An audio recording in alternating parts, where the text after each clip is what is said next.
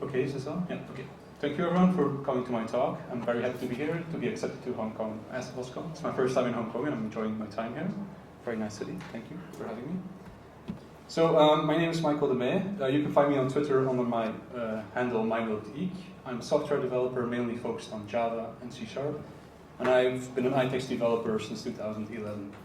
I'm first going to sketch a bit what I do for a living. It's not a commercial talk, but it's going to explain the context of what I had to do and what we had to do as developers. So iText is an open source library written in Java and .NET. It's a PDF library that allows you to make PDF files. It's been founded in 2000 by my boss, Bruno. And since 2009, it has a dual licensing model. The open source license is AGPL. It's a GPL-based license, which is a viral license. It forces you to either disclose your source or not use the product at all. Of course, we want people to use our product, so companies that don't want to disclose their source can buy a commercial license and be freed from the AGPL requirements. So with our latest version, we came up with a new system as well. So we have premium plugins built on top of our library that companies can use an extended feature set, for instance, convert HTML to PDF, etc. These plugins are closed source, built on top of our open source product. And we noticed after a year that those weren't really selling as well as we had hoped. So somewhere last year in June, the product manager came to me, to our desk, and he said, I want you guys to make our closed source applications open source. Something that we haven't done before. It's something that I couldn't find any documentation on online. So it was an interesting request that we got from him. So we made a few of our add-ons open source, 3 of our plugins open source. Before we started, we had to define the standards. An open source project is more than just throwing it on GitHub. You have certain standards to follow, like I mentioned here, usability for open source developers. We should make contributors, we should make it easier for them to contribute. We should have a README available for how to contribute, how to build iText, etc. That was not the case with the closed source applications, of course, because they were closed source. And everything related to that is on our internal documentation. And then we also made the decision to release the entire version history. Not just the latest version, we released everything. This is to be compatible fully with the core AGPL that we have. So everything built on top of our AGPL core should also be AGPL entirely. So that makes the process a bit more complex. You have to now change the entire Git history to include certain stuff or to exclude certain stuff. These were the criteria that we laid out ourselves to be ready. So the first ones I already touched on. So you should have documentation to build, how to contribute, etc. One thing that we didn't have in our closed source application was, of course, license information. It's proprietary, so you don't need to include a license header, for instance. So every source file should have a license header. Every repository that we make open source should have a license file that just contains the license text of the AGPL. We should have no files that are subject to copyright. Of course, this is a given, but we have customers, we have test files given to us by customers, we have consent from customers to use those test files in a private setting. We didn't get consent to distribute those test files.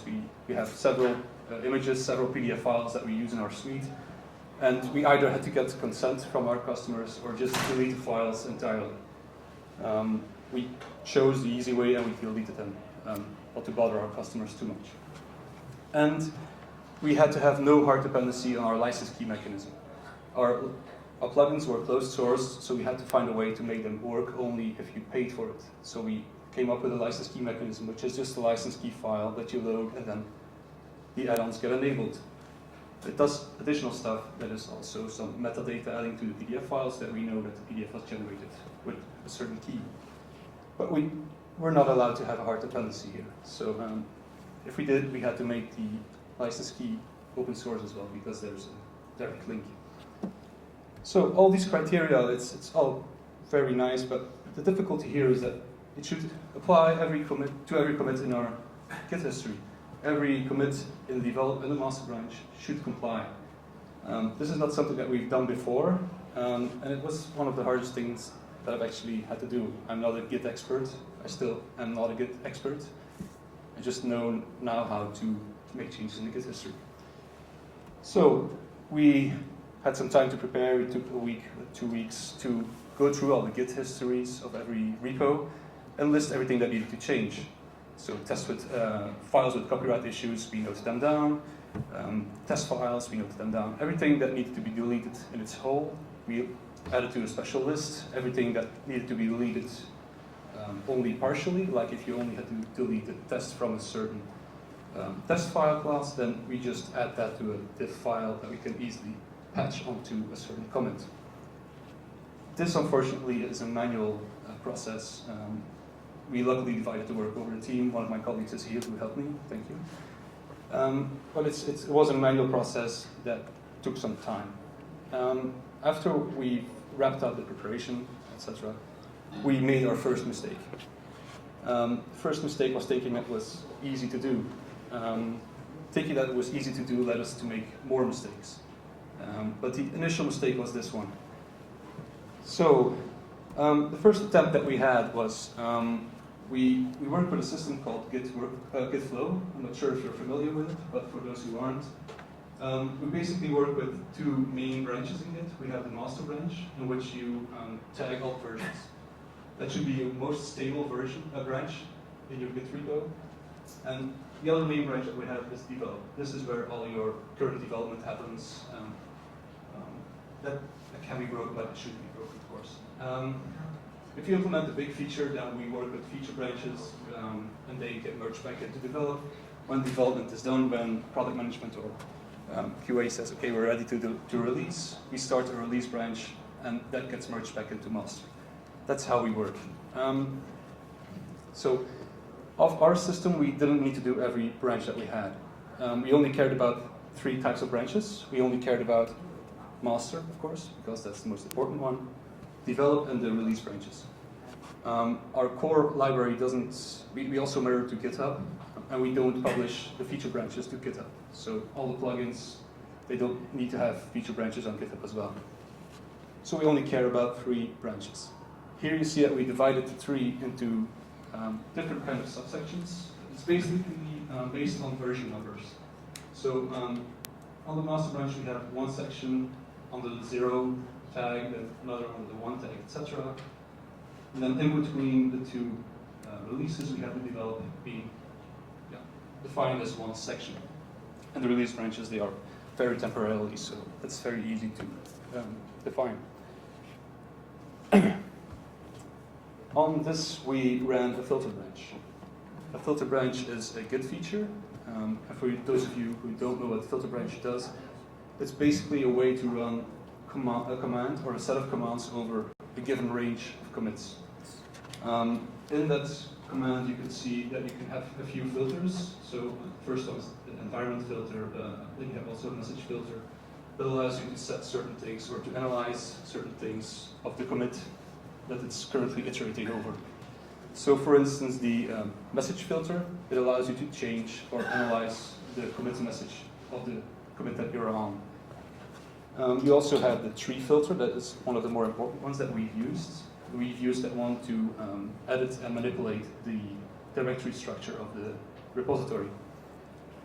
There is one special thing to note here, and that is that this creates a new set of commits. Every change that you do changes the SHA hash of the Git commit, and this creates a new set of commits. And the old commits are still in the original history. It will appear as if the new commits have branched out of the parent of where you started.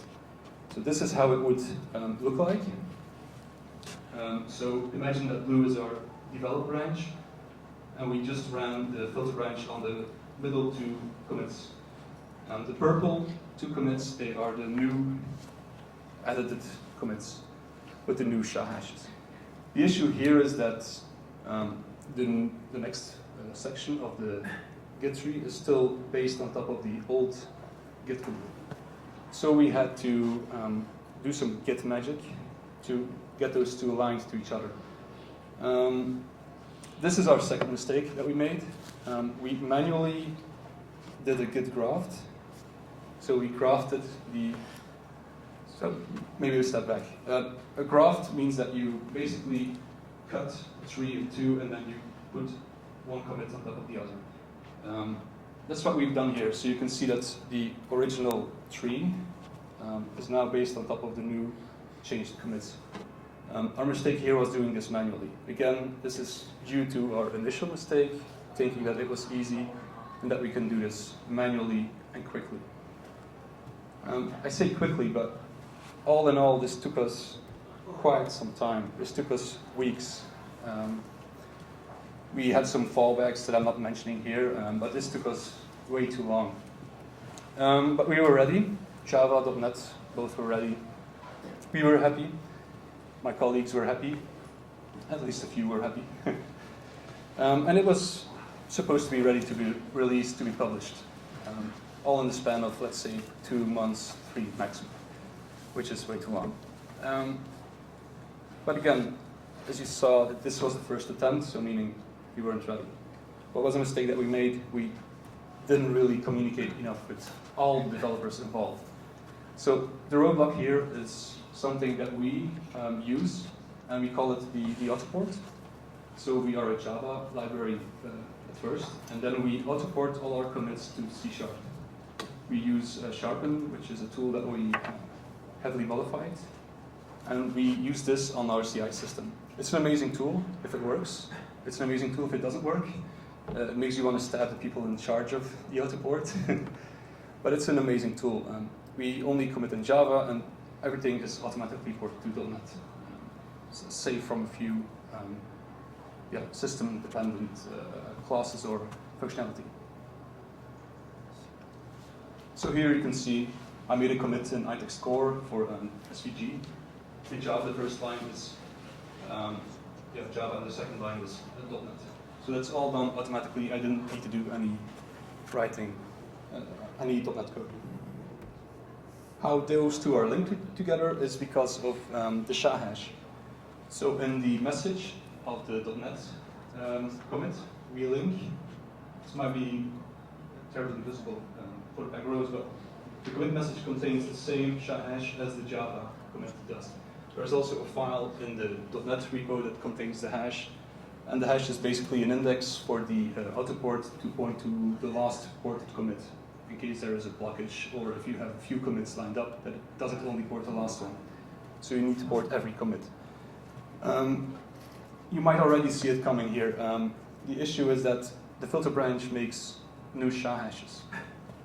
The result is an entirely new set of commits, an entirely new set of Git hashes. And we, my colleague and I, responsible for this, we didn't think it was that important to keep the history, to keep a mapping of the old commits onto the new ones. So we didn't care at that point. So we thought just setting the latest commit to the latest one in Java would be enough. Unfortunately, it wasn't. Some developers brought up the correct reasoning that you might need this when debugging. If you want to go back in history to check when a certain bug was introduced, you might want to check if it's the case only for .NET or for Java as well. So they had a point, you do need to have the mapping somewhere. And we didn't, and we were unable to reproduce the mapping because we had to do it manually, we didn't do it automatically. So we made the decision to redo everything. We weren't happy with that decision, but we did it anyway. After the decision was made, we took a week off. We just stepped away from the project to think, and we started talking, my colleague and I, like we did it entirely wrong. It's not easy. It's never going to be easy. So let's do it right. Let's do it how developers would do it. We are developers anyway, after all, so let's do it the right way. And the right way is to script it. We already extensively use shell scripts and Groovy. Groovy is a JVM language in our CI systems. So part of the autoport script is in a shell script to put everything right for the Sharpen project to run.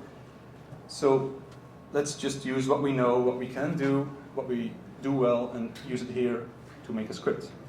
So we came up with a solution. It's basically a master script that calls a repository-specific script. the master script does the general stuff, like it adds the license files, it adds the documentation files to the core, to every repository, because that needs to happen in every repository available. And then the specific scripts would set certain stuff like the diff files, etc. So this is the Git command that we came up with. I'll try to read it aloud and give some clarification for those who are in the back of the room. So it's Git filter branch. We run it with force because we don't care about anything that comes up. And then we run a tree filter. The tree filter is the Git repository specific file, and this contains commands that we want to run in certain repos. Then we run the commit filter, and the commit filter is where the mapping happens. So we take the original SHA hash, we put it in a file, and then we take the new SHA hash and we put it in the same file so that we know which ones are mapped to which ones. Then we have the environment filter. The environment filter is purely informational. We didn't need to do this, but when you run the Git filter branch, the committer will be changed to the one running the script. So if I were to run this on my machine, every commit would have my name attached to it. That's not how the history was. We're already rewriting the history, and we don't want to put everything onto my blame. So this here just puts everything on the author instead of the committer. So the committer date is same as the author date, the committer name, email, etc. is the same as the author email. And then we keep the tags, and we run this on every commit, on every branch as well. It's not listed here, but before this git command runs, we do set up the environment, and we clone the repo, we delete all the branches that we don't need. So that's to not port everything, or not to change everything that we don't need, like the feature branches, or any other bug fix branches, or testing branches that we have. We don't need those. So we deleted that before. This is the specific script, or one of the specific scripts for Java. As you can see, this is not a Git script, it's just a shell script. So we iterate over a file conveniently called deletedfiles.txt. It's just a file containing per line file that we want to delete. Then we copy all the MD files, markdown files, documentation files into the source directory. Then we include some license key stuff that I talked about earlier. It's not mandatory to use this when you're using it in open source, but it needs to be there for our closed source users or for commercial users to read better. The next line does look a bit complicated, but all it does is it converts line endings to Unix line endings. Because the script has been run on my machine, it runs on my colleague's machine, which is who is a Linux user and very passionate Linux user. So this is just to make sure that nothing gets messed up on my machine. His machine is okay, but mine might screw things up. The next line, it's adding the diff file, it's patching the diff file on top of the current commit. So the diff file contains changes that do not affect an entire file. If you just delete one test from a test class, you don't need to delete the entire test class, of course, just a certain test method. And we don't care if it screws up. And then we run the open source Groovy script. Ironically, this script is not open source yet. But this contains stuff like making sure that the license header is inside the license files, that the license key code is inside the code files, etc. So this is doing some stuff that diffs and other stuff can't do. And this runs perfectly. So it does take some time to run. There were days where I would tell my colleague, yeah, I'm going home now for the day. I'll run the script. I will see in the morning if it's done. But it runs automatically, and you can do other things in the meantime. So that was at least a huge win for us. One of the other wins here was that the script is deterministic. The changes that are made consistently. While if you do it manually, you might do them differently, or you might forget something or do something extra, meaning that the SHA hashes are different each time that you do it, or could be different. running a script, as long as you don't change the script, the SHA hashes are still the same. We made sure to run this frequently, that we can test this. So this is how we solved it. The repos are now online. They are on GitHub. They are on our own Git repo as well. You can check them out. This code is not on GitHub yet. Ironically, I don't know why it's not on GitHub yet, but we'll discuss. And I'm a very big proponent of putting it on GitHub. It's a very interesting code base, especially the history of it. So I want to share some lessons learned. This is one that we at iText always do.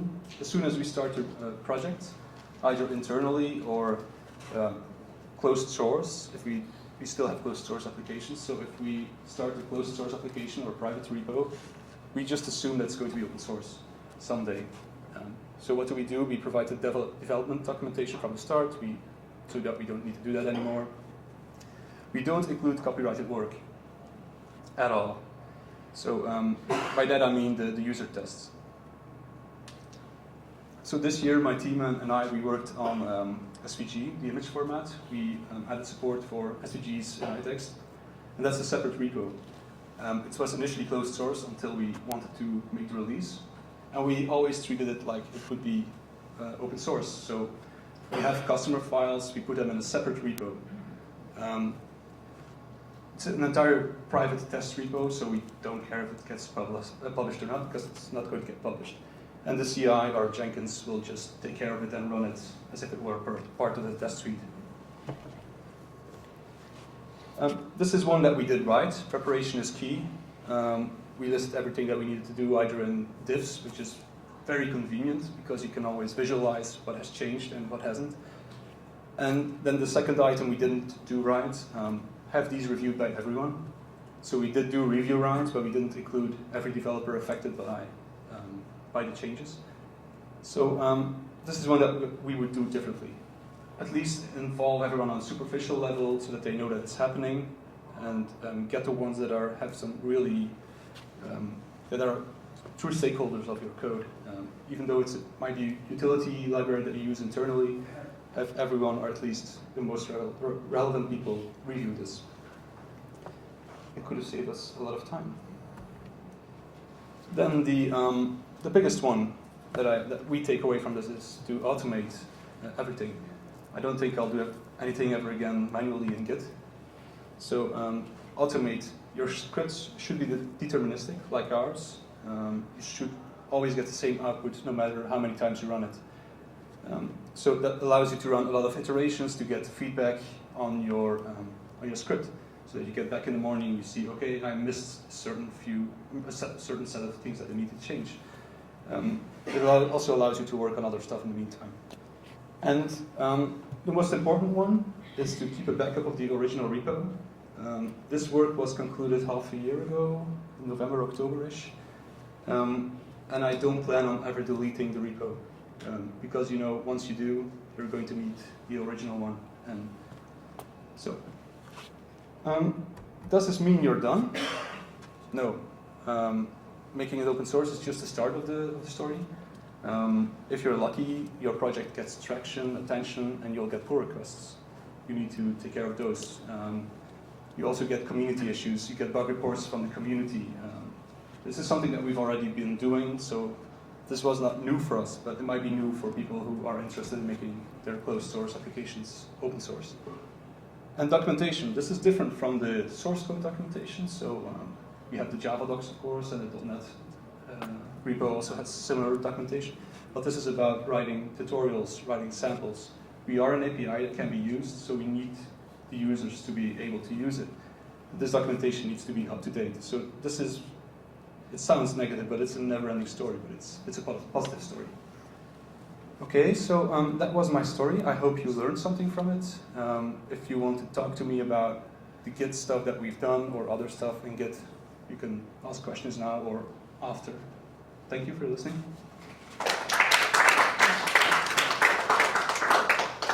Yes, you sir. I have a couple of questions. The first one, do you want the match now?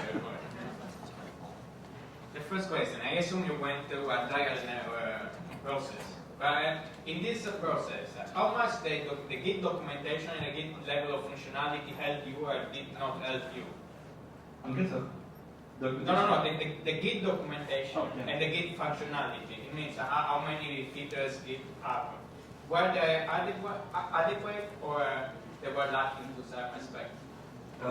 So the question was if the Git documentation was adequate for the stuff. Git documentation and the Git features. Yeah. So the current Git features. Yeah. So the documentation is very well up to date and very well what we needed. I was also lucky to have a colleague next to me who was a Git expert basically. So he knew already what to do, and he told me, okay, we need to use this filter, we need to do this, and of course I then read the documentation and I said, okay, that's what we need. The documentation is very up to par. It's a very nice standard to at least try to adhere to and to get to the same level of Git functionality. We did come across some issues, like this is going far in my memory, but we had issues getting the. So we had to keep track of the SHA hashes, right? And we had to read the SHA hash from a certain file, and then put it in the commit message, and then put it also back in the original file. This is not a limitation of Git, but it's a limitation of the scripting and stuff, because the file was open because we were reading it, we could not write to it, we could not close it. So, but that's not on Git per se, but it's some limitation that we encountered. We worked around it, so it's possible to work around it. But that's as far as I know the only block that we encountered scripting this. Of course, not giving any attention to our missing knowledge, but everything was there documentation-wise and functionality-wise. Does that answer your question? Yeah, in other words, just a curiosity, how many commits did you make for this project? Just to understand the difficulty. On this repo? On this one, on this project. I don't know. Not that many, because we already went through the process manually, so we knew what to do. But I think even after we knew how to do it, I would say 20 to 50 commits, which is that's still okay. But of course, we're still ignoring all the work that we've done manually, which would have been another 100 commits or something. So yeah, it was an interesting commit history. You do not want to read the messages. Any other question? Okay, thank you. If you need me, I'll be here.